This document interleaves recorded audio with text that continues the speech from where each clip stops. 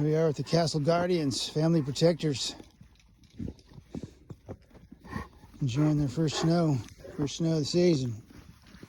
First snow of this for these pups. Max and Rose, I've seen a couple snows. Usually get at least one good snow a year, or at least some snow. Or maybe just ice, sleet, but we didn't have a lot of snow last year. This is going to be a big, significant snow today. So we need to burn some energy, because we're going to be locked up in the house.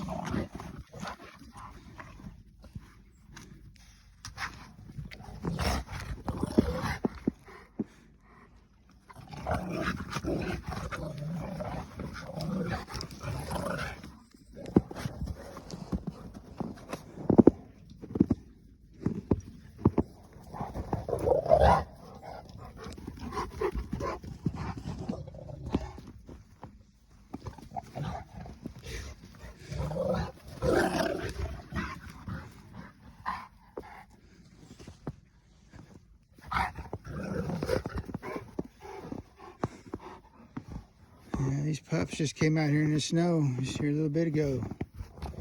First they're like, well, I don't know if I want to go out there. And I swept a path and said, come on. And he hesitated, but they went for it. And I have a hard time getting him in the house now, I bet.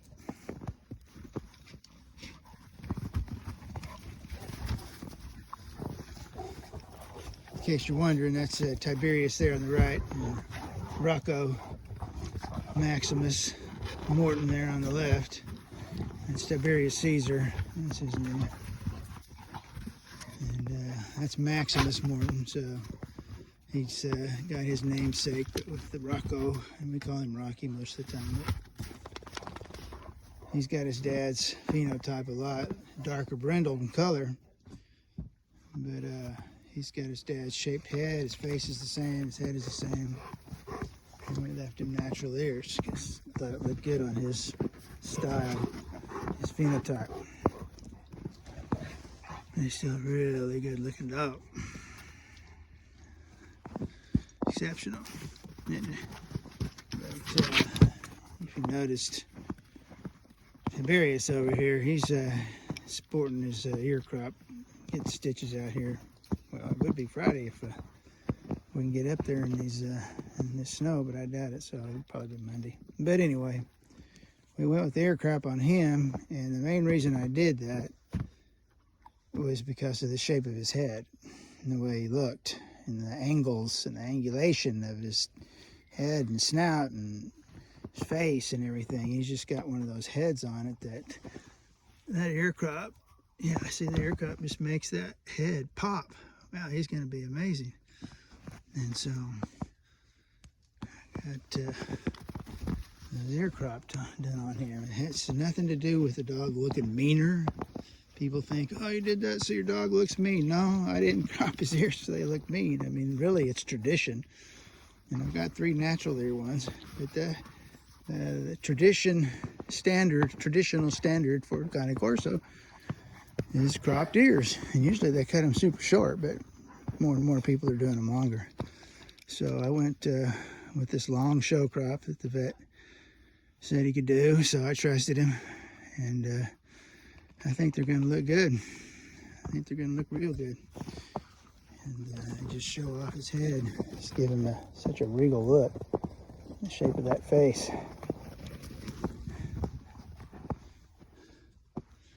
So that's what we did.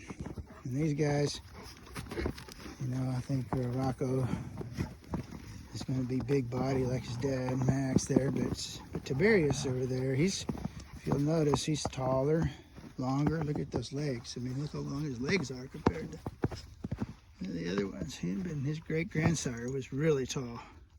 Tallest Corso I've ever seen. So he's going to have that gene in him where he's going to get taller than, and a little leaner. Makes me think that at some point in time there was some Great Dane in the line somewhere when they were bringing the lions back from near extinction. Because let's face it, if you know anything about the breeding of this breed of dogs, they've gone through evolution for sure since the original dog almost went extinct. And they had to breed a lot of dogs into it to bring it back, and this happened. It's happened in America since they've come over here. There's been other dogs put into the lines. And to end up with the model. That's why these two brothers look totally different. I mean, they're totally different looking. You know why? It's because of the genome and the phenotype that's floating around in the dogs. They've got some different heritage in a lot of ways. Man, it just about took me out. And that's why they look so different. Even these two, Sire and Dan, they don't have the same kind of head or same body or anything. So they're both ICCF kind of Corsos, but that's okay. I like that. That just, to me, it shows a healthy breed when you don't only have one type dog looking, you know, one phenotype that just dominates. But I like all the kind of Corsos, but I like the variety in the breeds too, because both of those dogs look excellent. The Rocco and the Max head, which is different than your traditional, what they're calling traditional heads. But if you look at old black and white photos of kind of Corso, they probably look more like him. But, you know, that's a Mastiff look. And that's what the dog is. It's an Italian Mastiff. First and foremost, that's what it is. And so, yeah, that's his Mastiff look. And he's got his Mastiff ears. And he'd probably be okay if it had a tail, because they butchered his tail. Hate that. But anyway, so Rocco's going to look good with the traditional ear. And it's also part of the standard. ICCF and AKC both accept natural ear as a standard in the breed. So it does make standard, but at the same time, they look good either way.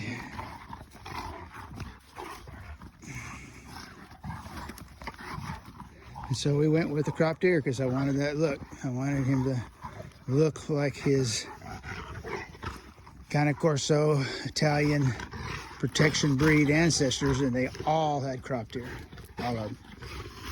And so anyway, that's the reasoning behind it. It has nothing to do with making the dog look mean, or I don't want my dog to be mean. In fact, I wish he was nicer. His protection instincts are hardcore. I mean, he doesn't like people much, and he won't let anybody in this yard at all. It takes some real work to get him to let somebody in the yard. And at 155, 60 pounds, whatever he's at now, he's was 155, so I'm guessing he's up to 160 now. And that 160 weight hits you, you're in trouble. And those jaws are just crazy powerful. He's got a big wide bite. I don't know if you noticed that. His bite is wider than a lot of them. And Rocco's going to have that wide bite. I can tell when I look at his bite, and he's going to have a bit narrower bite. That's why he gets the more square, what they're calling traditional head. But it's an awesome looking head. I like them both. In fact, there's very few ugly Cane Corsos. Only very poorly bred ones or mixes. But yeah, I mean, if you put him in a Mastiff lineup, he's very Mastiff. He's got a lot of Molosser Mastiff in him. Roman war dog bloodlines going probably who knows how far back. But yeah, so this is exciting watching these two grow up. These are going to be different. Weighed Tiberius yesterday, and he was 49 pounds, and he was 16 weeks, I guess. And Rocco there's a little bit lighter, a few pounds, but you can tell he's shorter and probably going to be stouter, wider body. All right, you guys have fun. Did you burn off some Energico? So let's, you want to see the dog cabin? Yeah, they're going to stay with me inside, though. They have been in this cold snap. But let's see how this is holding up. I'm just keeping it heater on. It's set at 48. But because of the shape of this, I have a heating element up high, and then the electronic one's down low, so you get two different heats. But I keep this this outdoor and an indoor in the house to read. And then this one is what's set right there. I think I got, yeah, so I got it set at 50. And then if it goes down to 48, 47, 48, it'll kick on. So it kicks on and off and holds it. But I'm not putting them out here right now, but I could, because it's toasty, warm, and dry in there. See, there's one of the sensors right there in the wall. Another one up in there. But yeah, with that A-frame, didn't take a whole lot to heat the top up here from, you know, about here up. That's where that one sensor is. It's into there for that. And then the other sensor down here, well, there's like huge, I'll set it at 60 and it'll be 77 up here, trapping the heat, and then it pushes the heat down. And that's where then I test it.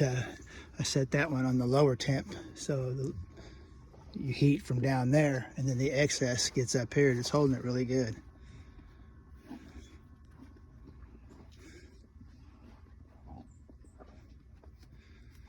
So anyway, and insulated, so we'll see how there's some, it's kind of thin insulation from about here up. The rest of it's better, but I'm interested to see how the snow melts on the side. If it just all stays the same, then our insulation's holding good. Anyway, that's and don't worry, I don't make a dog sleep out here. That's just a playhouse. All right, you guys, burn some energy. Nice. But we'll just keep that thing heated up so that you don't have to reheat all that wood structure. That's the secret to heating and cooling. Is keep it at a constant temperature. It's cheaper to run than turning it off and on. And you got to heat up cold infrastructure or structure, both. And then in your house, same thing. If you let the house get hot, you got to cool everything down to cool off the house. You got to warm everything up to warm up the house. So just keep it at the same temp. And that's a whole lot easier way to heat and cool things. So there's your tip of the day at the Castle Guardian Family Protectors. We got a family of kind of Corsos that make for an interesting life.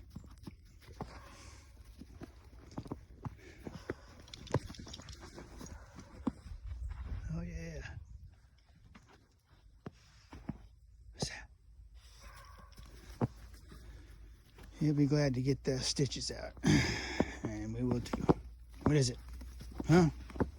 Something going on out there that you don't like? Huh? What is it? I heard something. Did you hear that? All right, you guys have a great day.